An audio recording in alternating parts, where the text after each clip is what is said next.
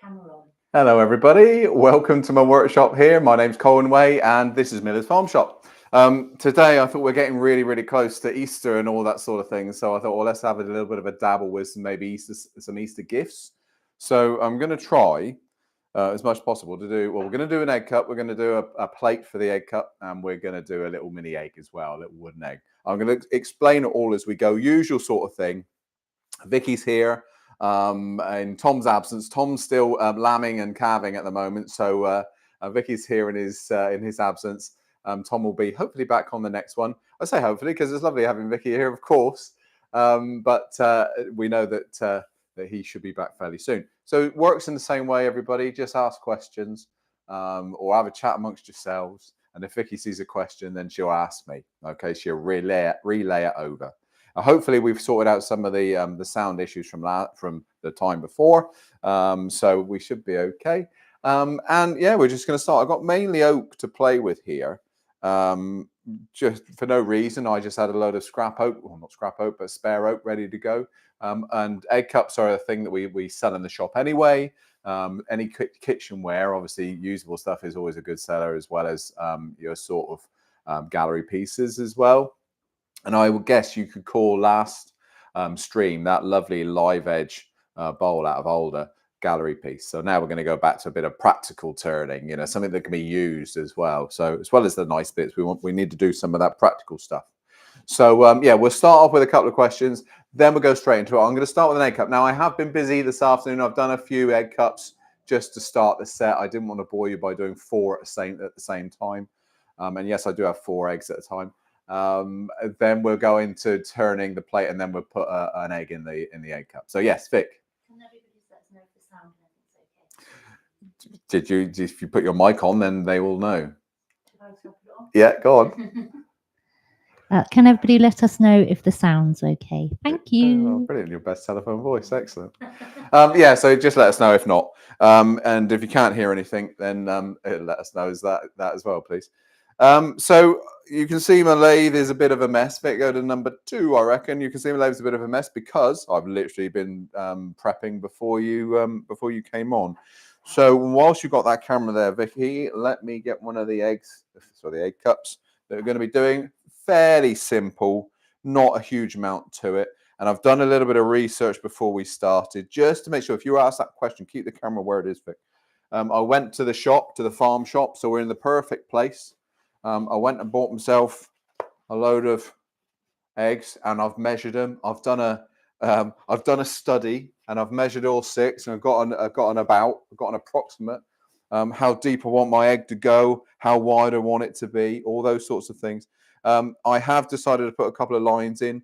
The consideration when I was putting these lines in, thinking, actually, that's a muck trap there. So if you get a lovely runny egg and it all starts filling in those gaps, that could be a bit of an issue. The other thing, I don't like thin wooden egg cups because these have to be washed. I don't put them in the dishwasher, but we do put them in soapy water. And if they're thin, they'll start to break down quite quickly. They start to dry out, they start to crack and all that sort of stuff. So I quite like them to be chunky. So you can see there, we've probably got about, I don't know, what's that, 3/16, about 4 mil. Of a rim, which is good, and a simple shape. I haven't gone too complicated, and it's just a plain base. Now I've done 3 already, and although this isn't a lesson in copying, I'm keeping them reasonably similar.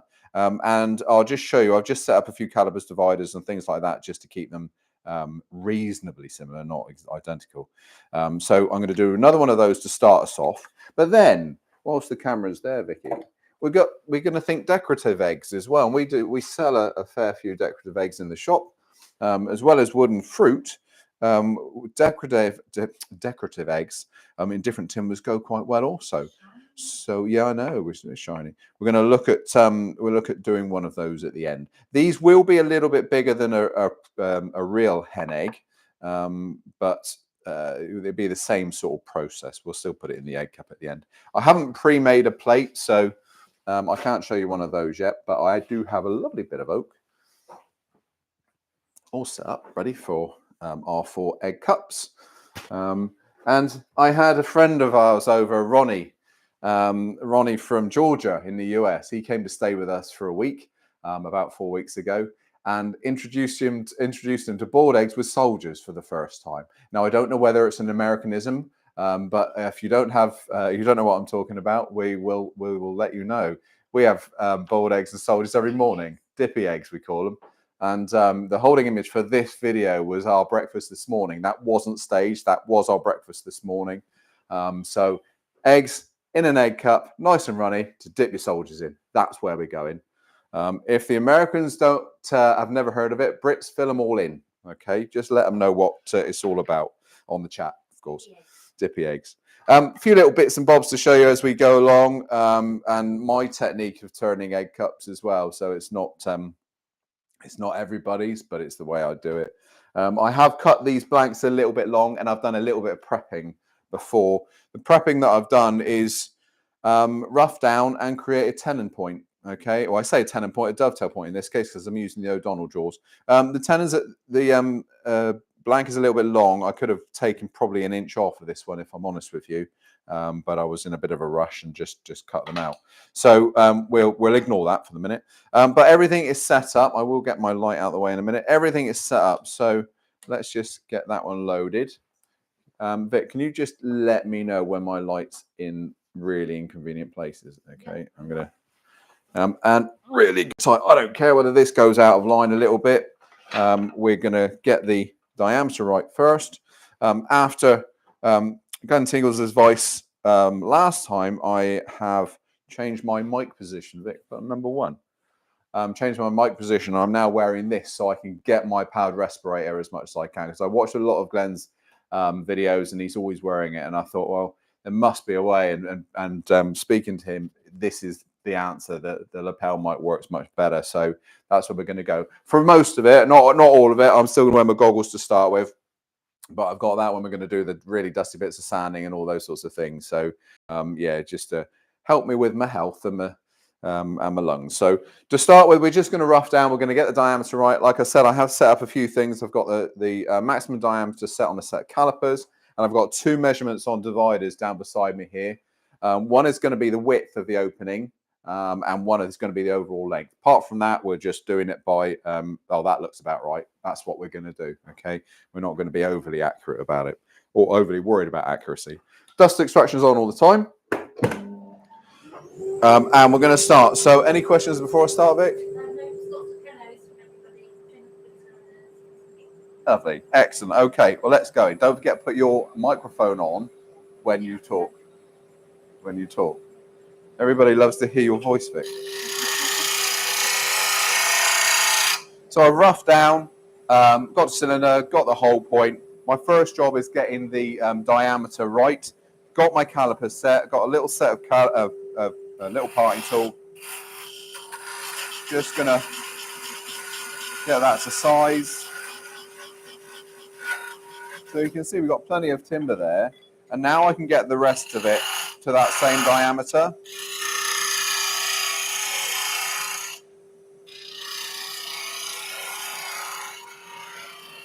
And remember, we're not overly worried about a couple of mils. 16th here, 16th there, doesn't matter. First thing before I get that maximum diameter done now is we need to just flip that around and clean up that side and decide how deep we're going to do it. While we do that, while the lay's off, let's go for a question, Vic. From Robert Richards. What size O'Donnell jaws are you using, please? Was that Robert, did you say? Robert, they're the 112s, the middle size, my favorite set. So 112s, the ones right in the middle. They're my favorite set because they're the ones that I tend to, the size of work that I do, they tend to be the right for most of my projects. So a little bowl gouge. We use preset dividers. I'm working on 44 mil as an opening. So I've got my dividers set to 22. So we've got that now matched, the overall diameter. We've got the internal matched. I'm going to use my little boring tool to allow that to work. I need to do a countersink, which I'm doing with the skew. So just a little 12mm skew. Now we're going to use this one. I've had this boring tool. This is a Robert Sowerby boring tool. I've had it probably now for about 25 years, I guess. And I just use a diamond hone on it, sharpen it, and it's lasted forever. I don't even know whether they make them anymore. But all you do with that one, push forward to depth, which I've already marked here with a bit of tape. Okay, so that ensures my depth. Then we can hollow. So either with your spindle gouge, bowl gouge, or if you want to, carbide tools, scraper.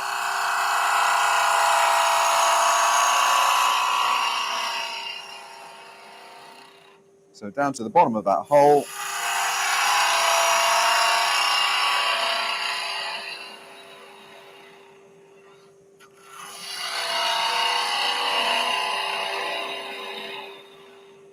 There we are. I'm not, I don't care. I mean, if you want to use a scraper, use a scraper. If you want to use a carbide tool, use a carbide tool. Just the right tool for the job. They all seem to work nicely. This is a negative rake scraper if you want to just clean up. Any of your box tools will work well. And just a little waggle up and down of that center point just to clean up. Vic, have you got a question? Yeah.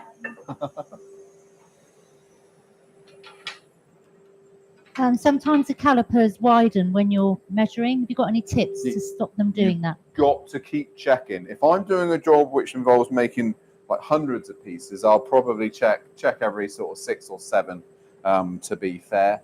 That's worked. I have taped calipers before. It sort of works, but you do get movement every now and again, and you don't want that. Suddenly you get movement, and you haven't checked for 4 or 5 pieces. Then you've got to go back in and return those pieces. So yeah, it's worth checking quite regularly. Don't rely on things like tape. But yeah, you're dead right. The other thing, what it is as you're using the calipers, your finger is on the actual grip where the mechanism that opens and closes it. So it's just being careful as you get vibration, not to accidentally do that. That's all it is. Vibration will move these wheels on the calipers. But yeah, that's it. Inside done. So now we'll do the other set of dividers that I have. Use the other set of dividers. That's the overall. That's the overall line, and I'll cut that mark in with the parting tool. And then you can, if you want to, do a little bit of a judging thing. But you'll find that once you get into doing a few, your eyes will do it for you. They'll tell you exactly where to go. So I've got a rough idea. So to that point, then round over, then again, then again, then again. So we're just keeping that point in sight, really. As I get to about here, I'm starting to think, okay, let's turn that light down. Let's get you to see a bit better. As I get about here, I just start checking. This is the right length at the moment, so I just want to get the shape corrected. Remember, we're at our right diameter here.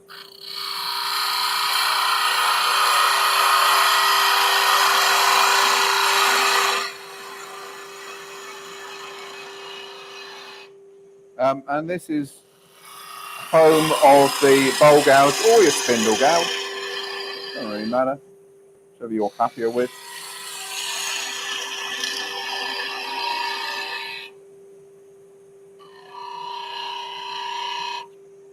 There we are. Let's have another check.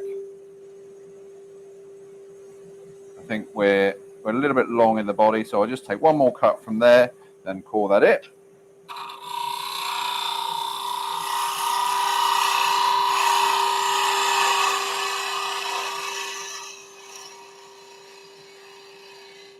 There we go.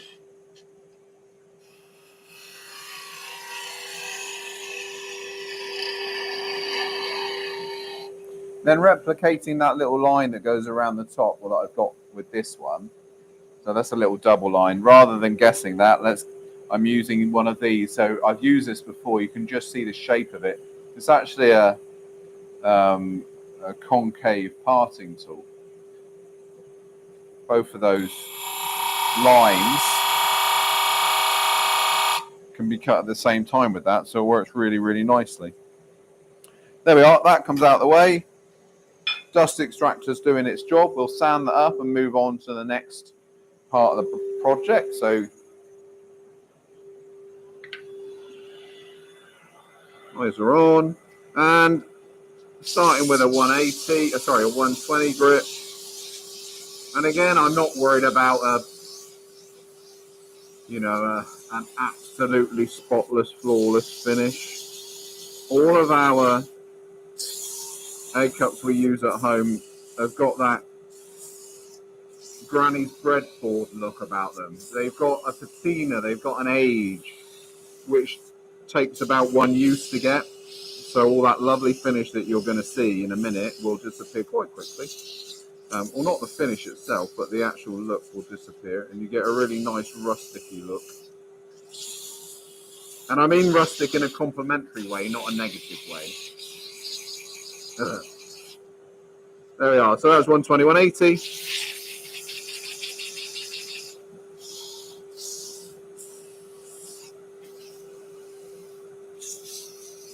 There we are. 240. You know what it is? 240, 320, 400. We're going to use, I tend to prefer on these, see the food safe oil or citrus oil, anything like that really. I love the smell of citrus oil. I use one of the Hampshire Sheen ones, and that's a really nice one. But the food safe oil I tend to use is the chestnut one. It works lovely. I've got some lovely waxes, and got an oil coming actually, but at the moment we've got some lovely waxes from Tasha, who I'm going to introduce you guys to within the next sort of two to three sessions. She makes some lovely waxes and oils, all completely natural, just with orange oil, linseed oil, and beeswax. Really, really nice. There we are. That's done. Let's go for our food safe oil. Tend to, as it stops, just get the lathe to give you a helping hand with its rotation. There we are. And this, I mean, most oils will take a long time to dry, sort of 24, 48 hours. So what we're going to do is allow it to soak in. I'm going to burnish it in a little bit. We'll get the lathe going in a minute. Just be aware that it's still soaking. So what I do, put your hand over the top of it with your tissue and just start that burnishing process. Just understand that in a minute we're going to take it off and handle it. It will still be wet. It won't be dry. And in the morning, then they can be buffed if needed. There we are. That'll do. Right, I'm going to turn dust extraction off a minute, just briefly. All right, Vicky, you got any questions? Or are we okay for the minute? Oh, good. Having a conversation. Lovely. Right, then let's grab goggles just for the minute. We'll part that one off and sand it.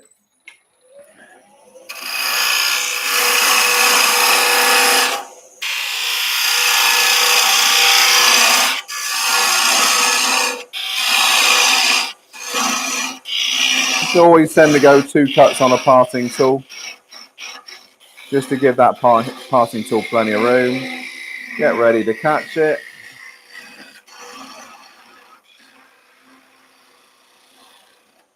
There we are. 1 egg cut. Little pip on the bottom we need to clear off. All right. Just pop to number 3 camera, Vic. You see a little bit less glare on that one. Just that little pip to clear off. There. And whilst you got that camera there, Vic, don't move. Let me just double check. So I'm going to get one of my eggs.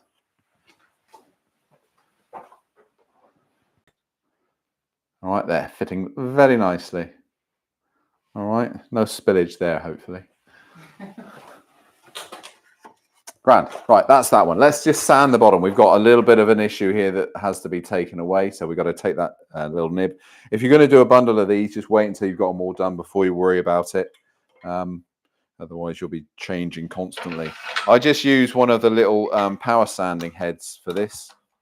They're really quite convenient. And I'll put that in a C jaw. So one of my standard jaws for this chuck. Rather than change jaws around, let's just change the chuck over a moment. And then we'll keep that chuck in. I'm going to make the plate next, so we're going to go straight on to C's.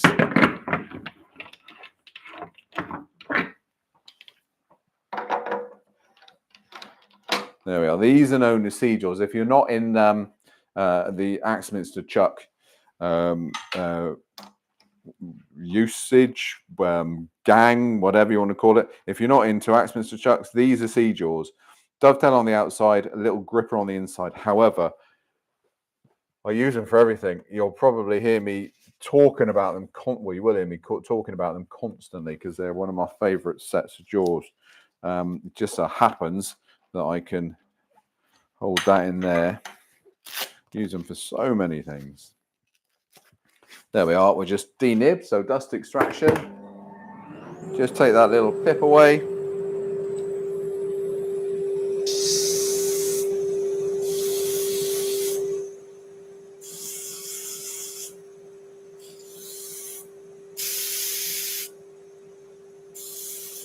That was a 120 grit. Got a 240, jump straight up to 240, and I'll stop at 240. I don't need to go to 300 or 400.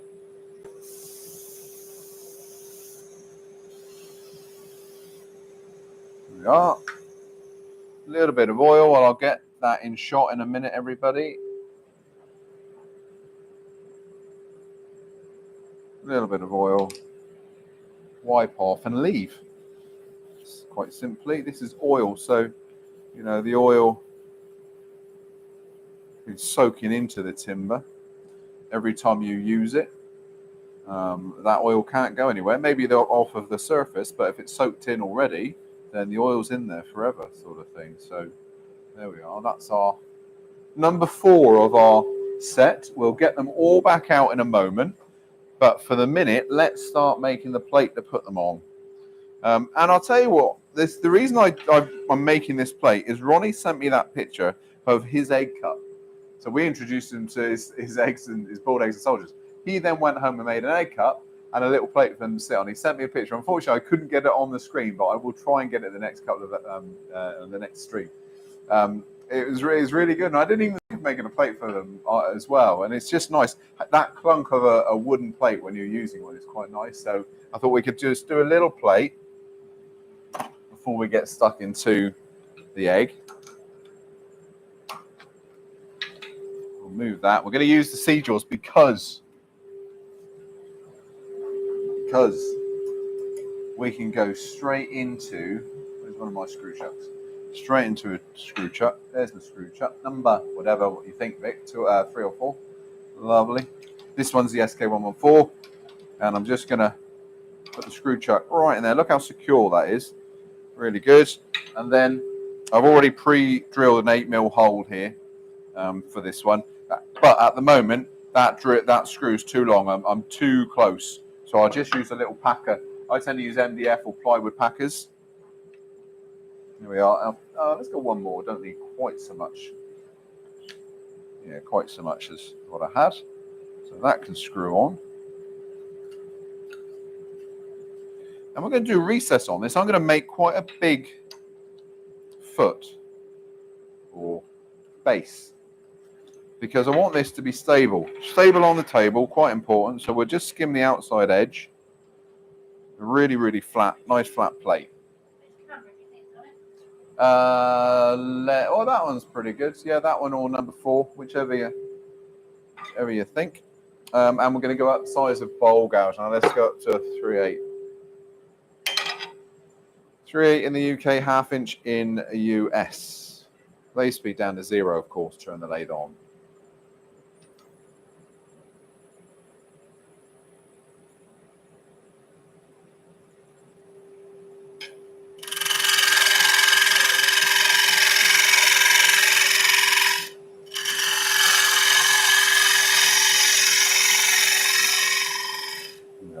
put my visor on.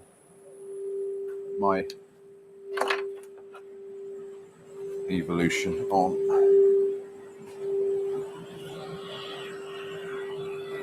So outside edge is done. So now if we skim surface,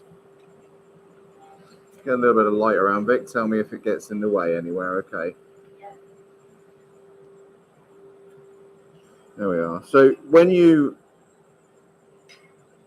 hand turn your piece of timber, then you can see where the center is. Look. Then you can adjust your tool rest. Got to make sure the tool rest can touch center point as we draw back. This is going to be a pull cut, so a draw cut, literally from the center. So find your center and just drag back. And all I'm doing with that is just cleaning off the oxidized surface. So we've got a good clean surface there. Now we can start sizing for our recess. Yes, Vic? Question from Ruby. Hi, Ruby. What is the diameter? 8 inches. Yeah, 200 mil, 8 inches. Hi, Ruby. Now, normally, if I was here on my own, what I'd be doing is looking down the back of the chuck. I can see the C-jaws here, the external part of the C-jaws, as they're at their perfect circle. So I could do that and just line up, put my pencil mark there. That would be my recess. Okay, we'll have another foot there as well, so we'll raise that up onto a foot. But also you can use these. Speed size is excellent for this. Because I've got the C-jaw on, let me get my dividers a minute.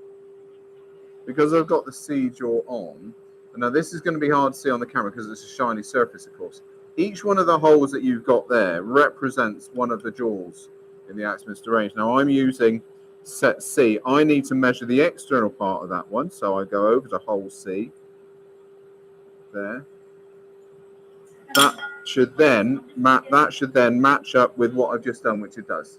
Okay, so that's perfect. That's all we need. Done. So either measure, you can measure before, do what I've done here, or use something like the speed sizer. Really, really good. The depth of this doesn't need to be very deep because the C-jaws or most of your dovetail jaws actually are quite shallow. Are quite clean in their dovetails, so they're not rounded in any way. So there we are. Now I can do the same depth on the outside. This is going to be a foot. About 3 mil, about 1/8 of an inch. Draw cut away.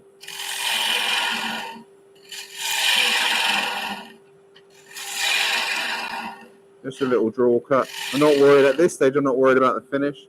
Draw cut the other way.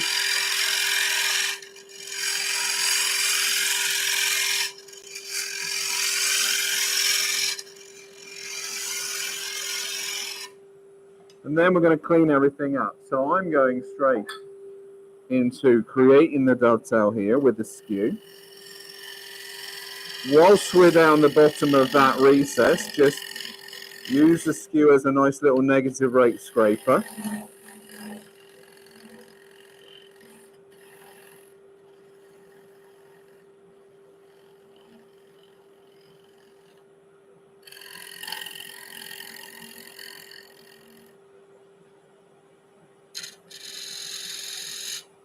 Now we'll put a shape on it. So I'm literally going to go plate shape.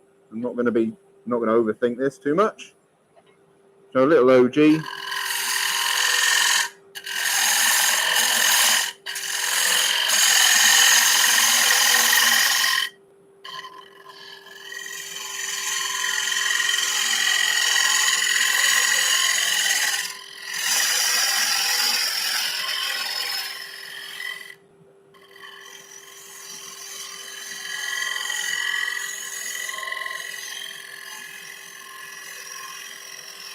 There we go, that'll be enough.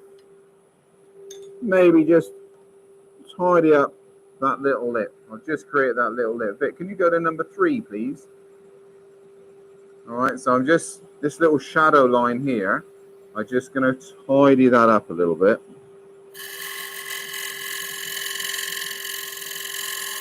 little skew, just that little negative rake again. Then you could decorate this rim if you wanted to put a few little lines in this little shadow rim. Absolutely no problem. Right, that'll do. Look at the size of that foot. That's going to be so stable. Of course, if you wanted to, you could just take it off. Just take it off right at the end. It's no problem.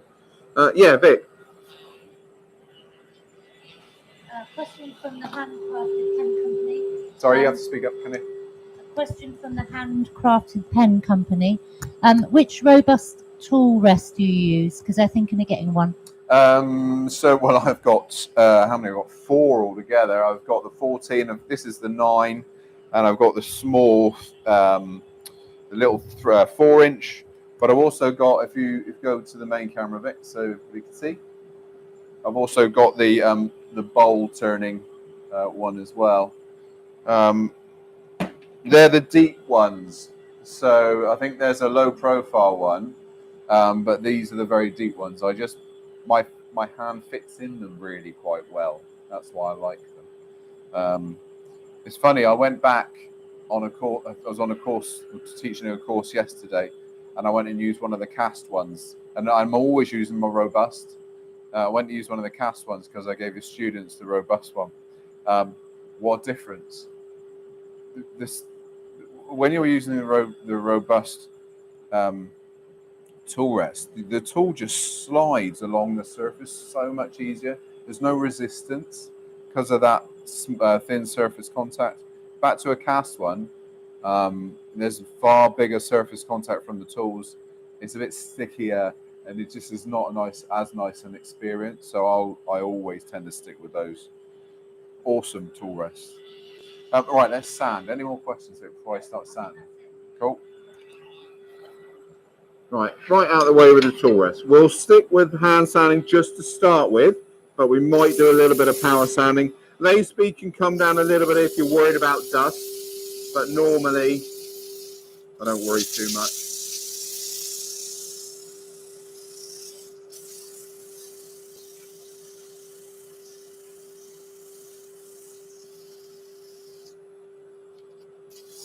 You pop to another camera, Vic.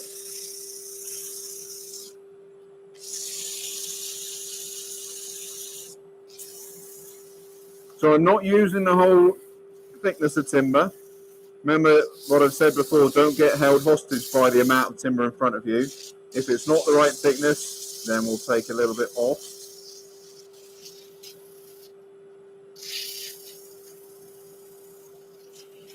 .120 grit abrasive, remember, at the moment.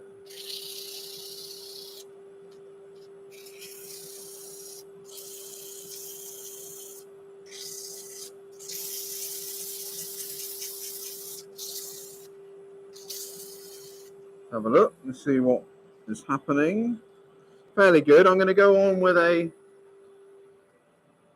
sander, rotary sander, a minute, just to get me a little bit more of that tearing out. Yes, tearing. There is a little bit.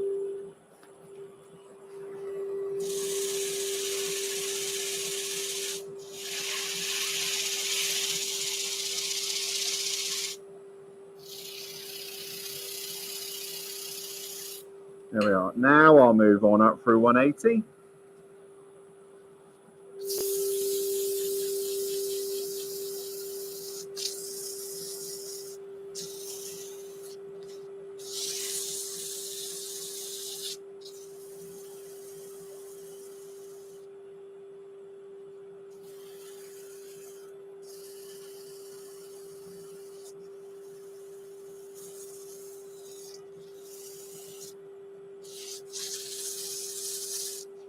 I think we're okay. Let's just have a quick stop check before I move on up for finer grits. Yeah, we're good. So, 240.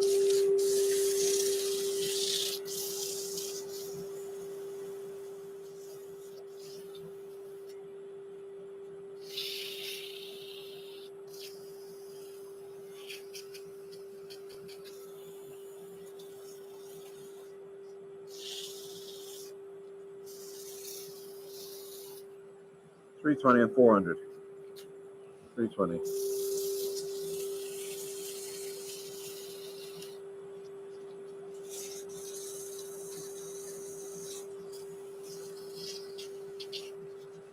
$400. You can see me whizzing through this, normally spending a little bit longer. Maybe a bit of power sanding if no one was watching, just because usually we're turning in batches here, so I wouldn't want to spend too much time on one piece. But saying that, it has to be finished to a good standard.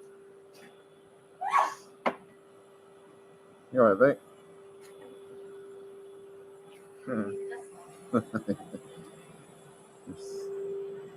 Bit of oil.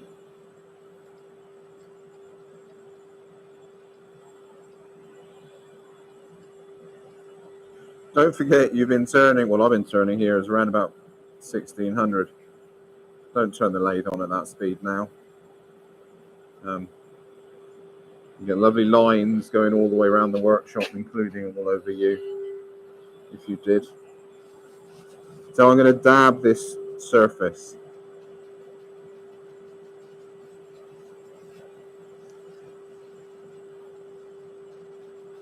Turn the lathe speed down to 0, turn the machine on, turn it up to a nice low speed. That's running there at 250 revs. Then take your 400 abrasive, give it a sand. Because what's happening, this is a version of wet sanding now. The oil's raising the little fibers, raising the nap of the grain. And when you start sanding with 400, you're creating a grain filler. And you get a real sort of silkiness to the piece. I know what I contradicts what I said earlier about the fact that silkiness won't last very long. Purely because of the water and days of water. But if you're going to give it to somebody, it's nice to start off with a nice finish. There we are. Normally shavings, but I won't bother with shavings at the moment. Lathe speed can start to come up.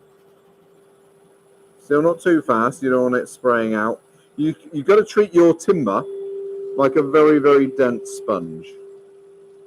That's the way to look at it. And if you turn that lathe speed up too quickly too soon, all that oil that it's soaked in will come back out again. There we are. That'll do us. Remember, that's going to take about 24 hours to cure, to set.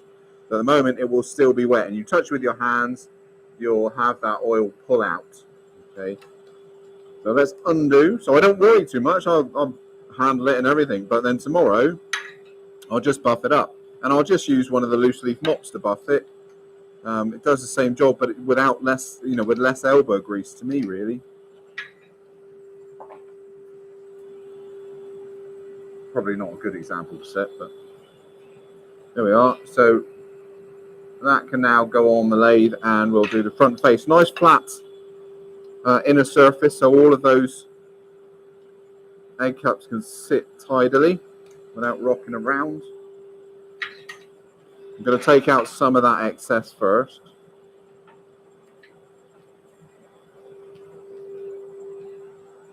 One of the things I'm always telling the students when they come on beginners courses or introduction courses, before you touch that green button, before your hand even goes towards the control box, do that without the lathe running, just by hand. Make sure there's nothing touching the tool rest. The amount of times I hear the lathe being turned on and then a grating or a tick, tick, tick as it's touching the tool rest. Always safety first all the time. Just double check constantly. Now I'm happy. We're down to a nice low speed, so I can slowly turn that lathe speed up. We're going to go up to about 14 just to start because of that oil on the back. There we are. Let's just take out some of that excess. So just a draw cut first.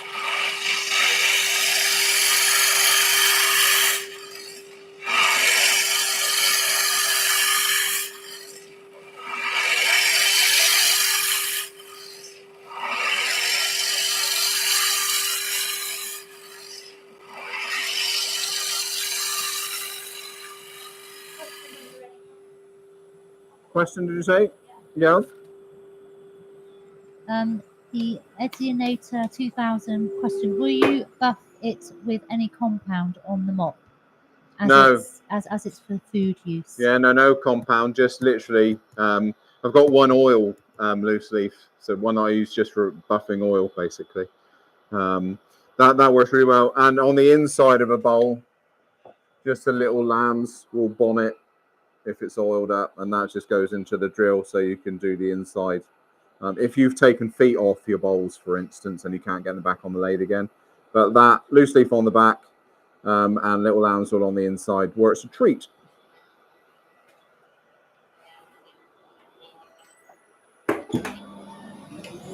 Right, now we'll start shaping. So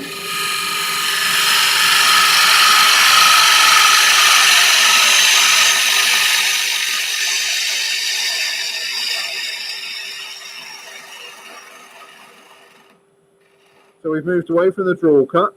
We're now using a push cut. I want to get a nice clean finish and have the support of the bevel working with me. Let's do the external part first, so the outer rim.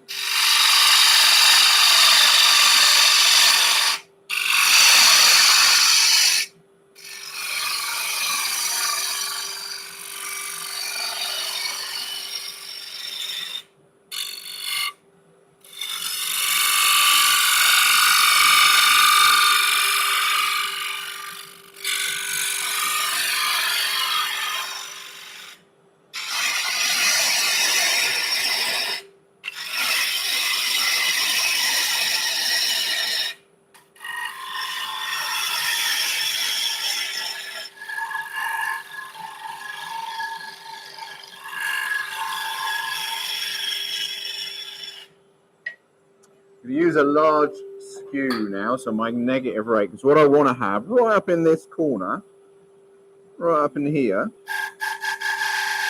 I want to have a nice flat or corner. I want to have a little edge.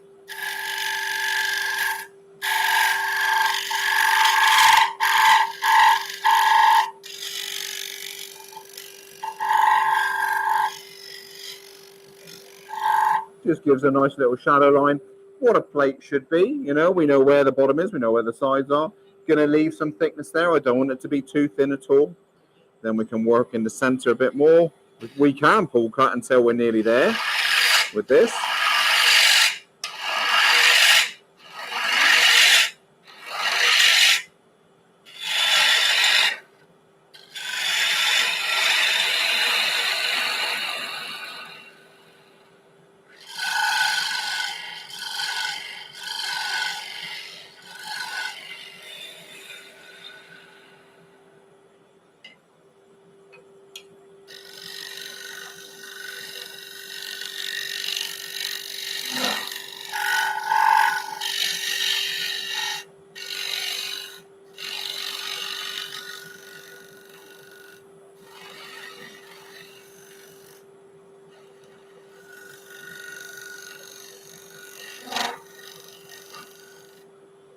If you have a nice little 6-inch steel rule, that would be lovely in there.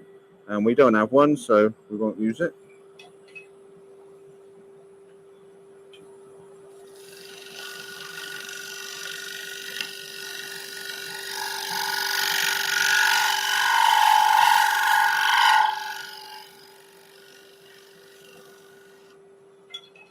That should, I think, do it. That's fine. Now we can sand. Any questions, Vic, before I start sanding? Right, I'm just going to do a little bit of housekeeping as well, put a few of my tools away, because in a minute we need a tail stop.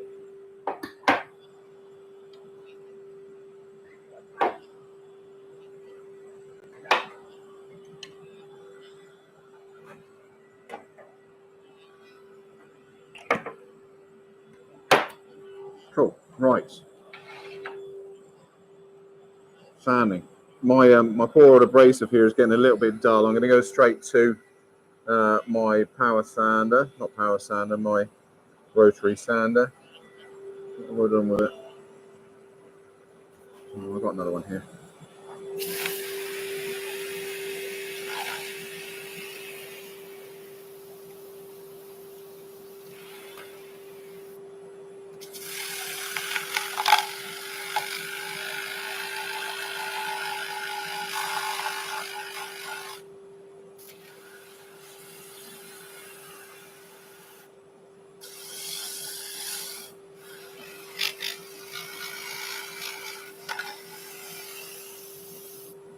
stop and have a check, see where we are. A little bit of tearing there, I'm not happy with.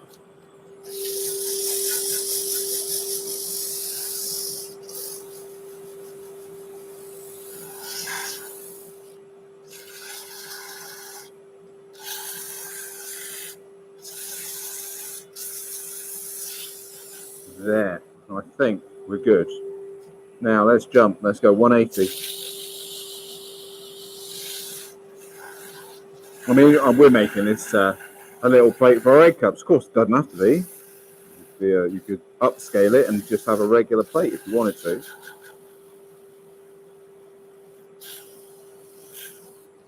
No gravy bumps, remember? No humps in the middle, no gravy islands, I should say.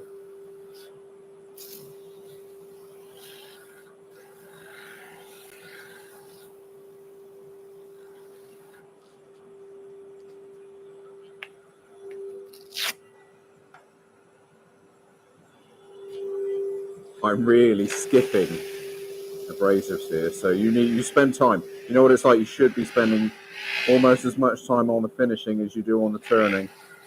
In fact, sometimes even longer.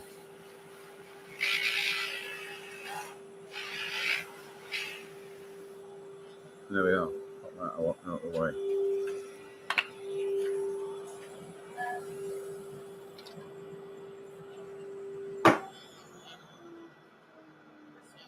Yes. A question from Chuck Browder. Other than not needing electricity, is there any advantage of using the sander? So I can't Over hear a- you say that. You have to speak up. Other than not needing electricity, is there any advantage of using the sander that you're using over a powered drill? Is there, and any advantage really is the flexibility of it. So as a demonstrator, obviously I'm going all over the place, and it means that I don't have to take quite as much kit. It's also a nice way of working. It's less aggressive than a power sander itself. And I always think in terms of power sanding or rotary sanding, your first stage is the hand rotary sanders. Next stage is using a power sanding pad in a cordless drill because they're quite slow. And then the most aggressive is a powered corded drill, for instance. So it's just a progressive stage really. And I like to mix them up with hand sanding and the hand rotary sand. Okay, unless we're bulk turning. If we're doing lots of bowls, then I won't even bother. I'll go straight to power sanding because I need the job done quickly. But this sort of thing, it's a really nice way of working. Because it's not quite as aggressive, you're not going to get any chances of getting those little, divots in the middle or gravy islands, like I say, gravy bumps in the middle. It's less likely to happen, you know. So lathe on, 400 grit at very low speed.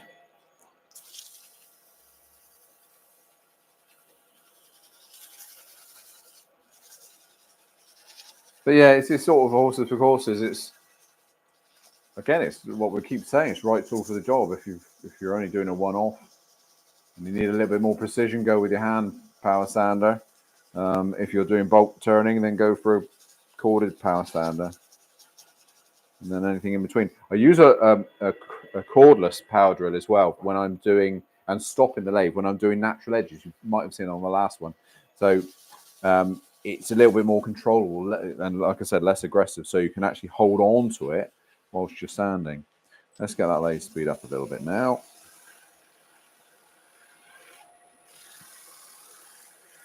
Then we've got one more little exercise to do. Just put my mask down a minute.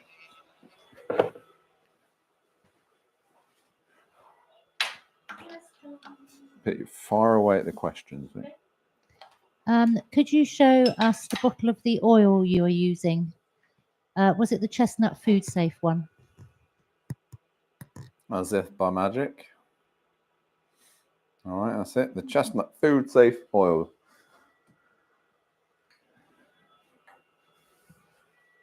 Pop that there. Let's get some of these on there. We're going to go to another little project before we finish today. Bear in mind, I am going to bring this up into camera shot, Vic, so don't worry.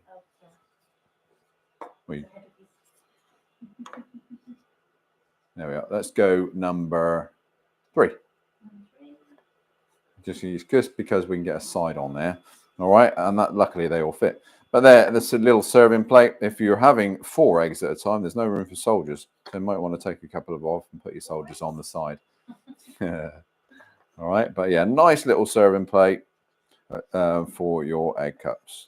If you wanted then to have a little storage system going, and in the middle of this, for instance, let me get in the camera shot again. In the middle here, you can put a little upright, a little holder that you can then transport the whole thing around. A little spindle, for instance, that can be glued onto the plate. That would work nicely. All right, so let me pop that to one side. Let me just do one of our eggs. So one of the eggs, as an apprentice, eggs were a thing. We used to make hundreds of the things. And eggs, like wooden fruit, are a very, very difficult shape to make.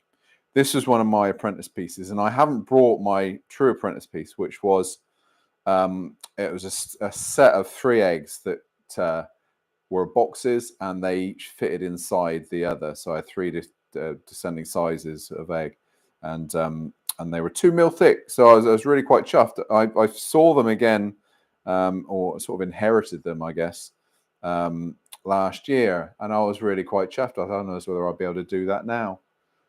To be honest with you, they fitted in quite nicely, and they're made from mahogany. We don't really get mahogany now in the UK. It's all sapele and things like that. But yeah, this is one of the old ones. So we're gonna do one of these, and an oversized egg cup for that one, so it can fit in nicely, of course. But then goose eggs, duck eggs as well. So it's a big duck egg, would work. So in terms of making a wooden egg, the process is a simple one. The shape isn't. The shape can be very bullet-like sometimes, torpedo-shaped, all sorts of shapes. But it's a very classic, and again, like wooden fruit, Disney-looking egg. So you look at real eggs and you look at real fruits, they're all shapes. They're all funny shapes. But when you look at the Disney portrayal of fruit and eggs, they're going to be perfect. That's what we got to try. Again, I'll try and make them all the same size. You don't have to. You could have the different sizes as a USP, for instance, or all the same size. All ours were mainly the same size, unless I've got a really pretty timber that I want to use that's undersized. They'll stay the same. Little centers here. In fact, let's go for matching centers. If I'm speed turning, this will be what I'm going to turn. This will be what I'm going to use, because I can take big cuts with this. It's a Pro Drive. If I want little left to clean up afterwards, then I'll go to a friction drive. That's a friction drive. So it's a ring center, the same as the tailstock, except this one's solid and not doesn't have a bearing. Always designed for the headstock. Bit of oak. Everything else has been oak today, so we're going to stick with the oak. Lathe speed is going to go right up. So I'm going to turn this about 2,000 revs.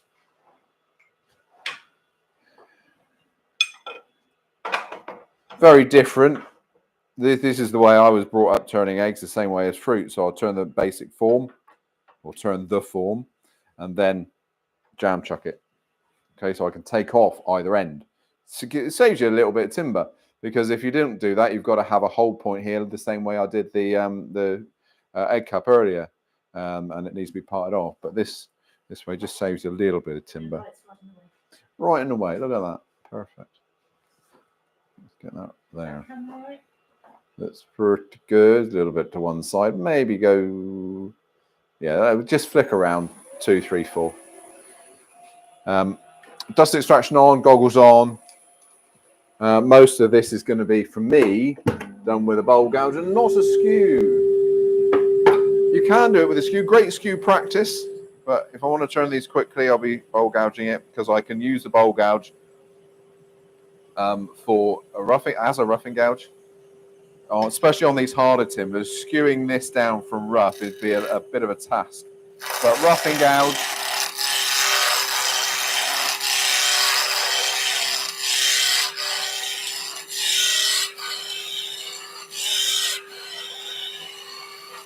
down to around, and then I can use the gouge as a skew.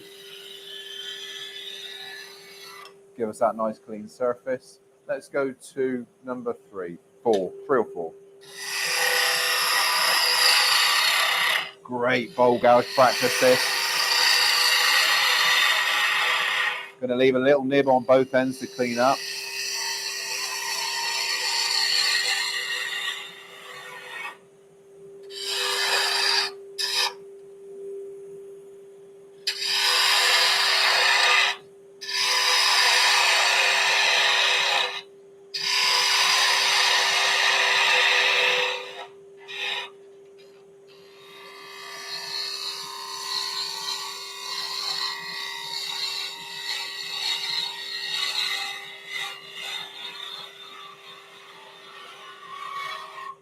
Remember, eggs don't have points on.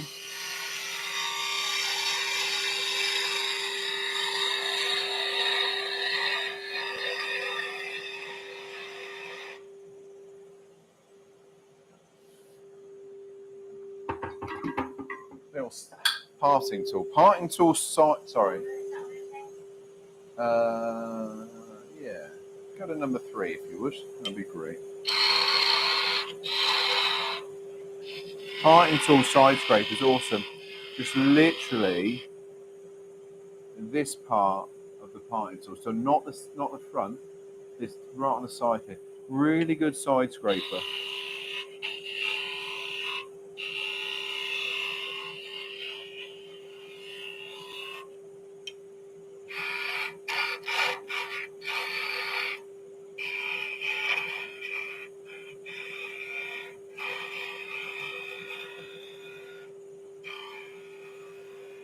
Here we are. So that's the bones of it, really. Now we can sand that.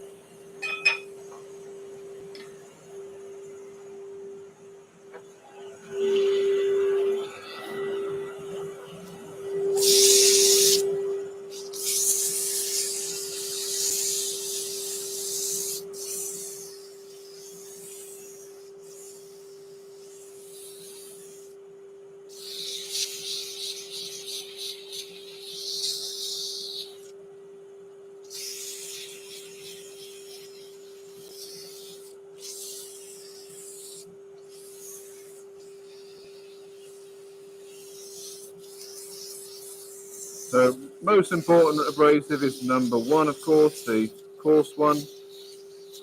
That takes away all of the nasty things that we don't want there at the end. Then you can work your way up. So now I have the 180. Colwin, how many eggs do you reckon you've made? Oh, thousands. Thousands. Absolute thousands.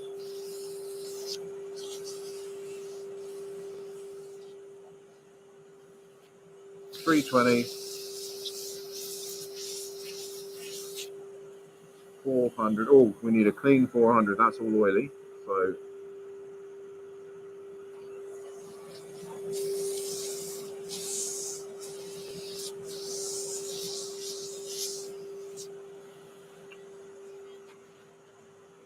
we'll oil this one. Normally be sanding sealer and then buffed, but we'll oil this one at the end. So that's that.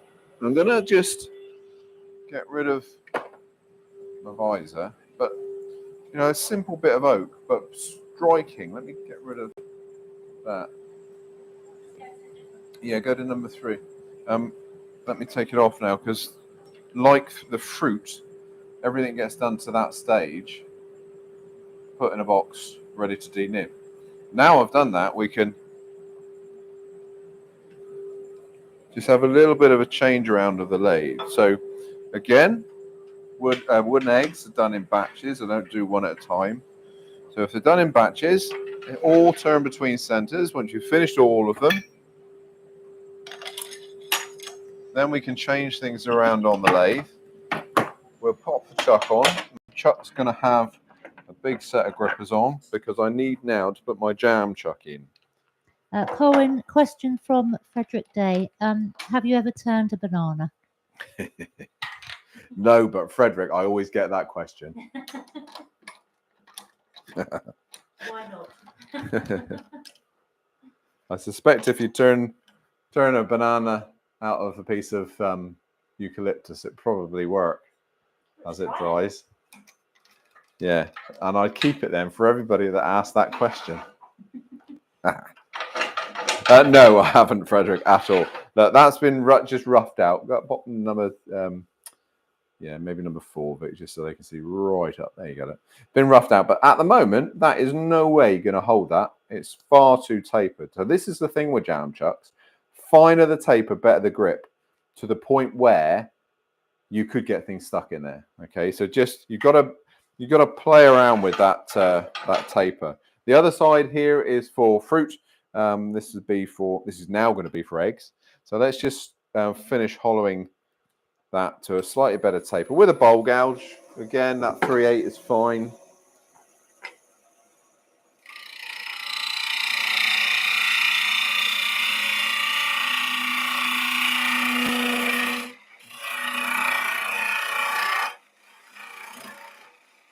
There we are. Clean it out.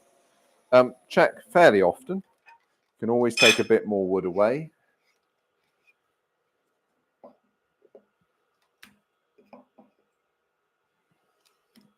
There we go. That's pretty good.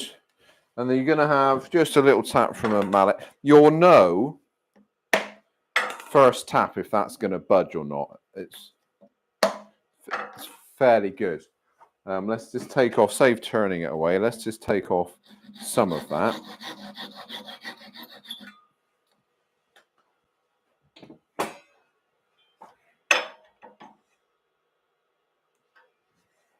Then little gouge. I'm going to go with my fruit making gouge, which is just a detail bowl gouge, really. It's a little 1/4 inch, 3/8 bowl gouge with a point on. Well, not a point, but quite an extreme curve. Okay.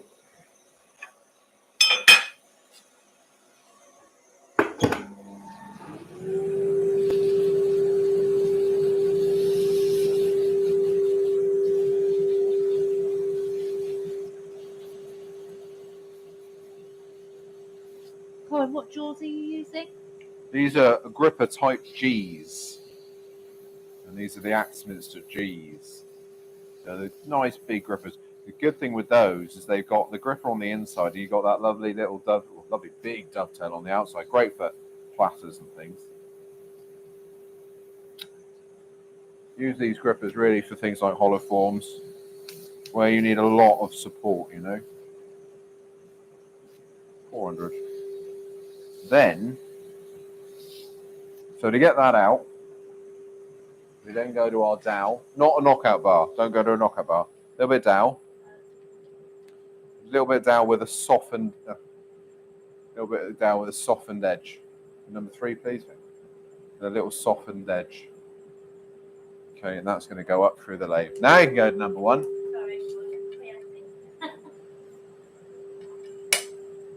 Pop them out. Turn them over. Same thing again. Roughly center it up by eye. Tap. Nice confident tap.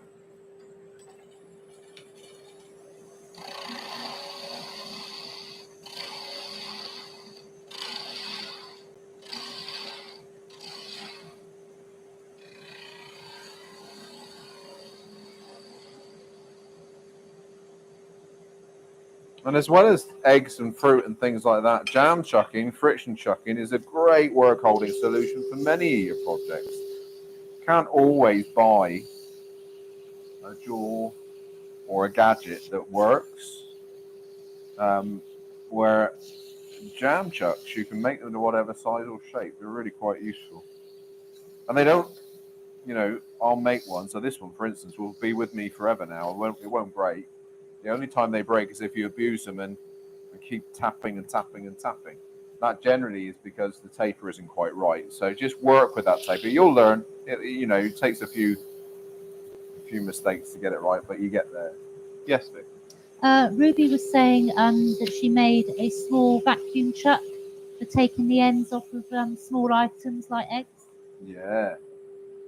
Yeah, absolutely. Vacuum chucks. I haven't gone down the vacuum chuck route yet, only because I'm too mean with my money. That's just falling to one side.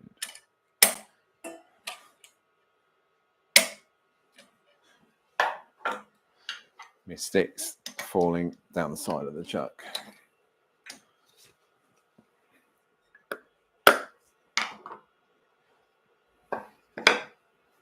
There we are. Then, like I say, normally they're a sanding sealed surface, so that would be completely sanding sealed. Then I go to the buffing wheel and buff up, so that's nice and clean. But as we're not doing that, let's put a bit of oil on it, and wipe that in a minute. Food safe oil, so I'm absolutely fine with getting this on my fingers.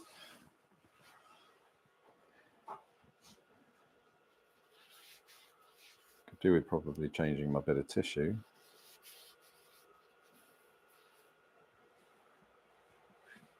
Something that's relatively dry. There we go. Let's get everything up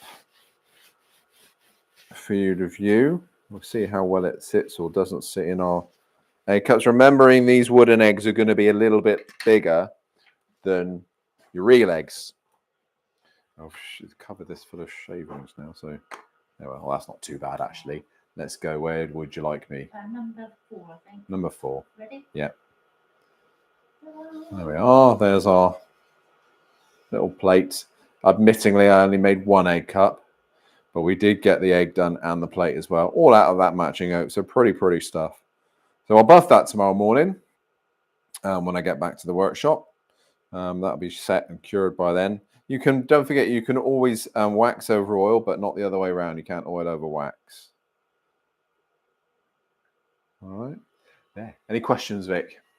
No, everybody likes it. Good. It's just a nice little gift. You know, we're coming to that sort of time of that season. Both me and Vicky have agreed that no chocolate eggs, have we? A nice goose egg, I'd like instead of a duck egg, instead of a chocolate. Yeah, goose eggs for breakfast. Right, next week, what we're going to do next? A fortnight's time. I'm in the middle of a couple of things at the moment. We've got some resin tables going there, so I'm gonna leave you in a little bit of suspense. We're either going to do resin tables, as in turning a little bit of the resin on the table, and it will probably be we're going to look to do a little bit of spiraling, texturing and spiraling.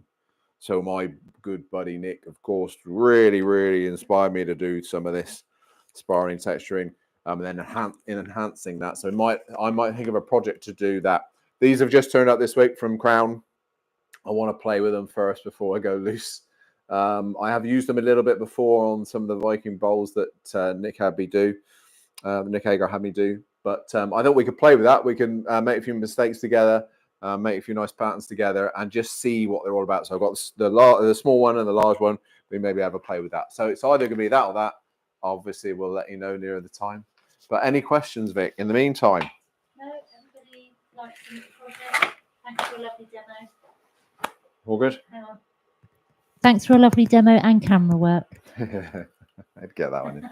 Lovely. Okay. Well, thank you ever so much, everybody, for stopping by at a Miller's Farm Shop here.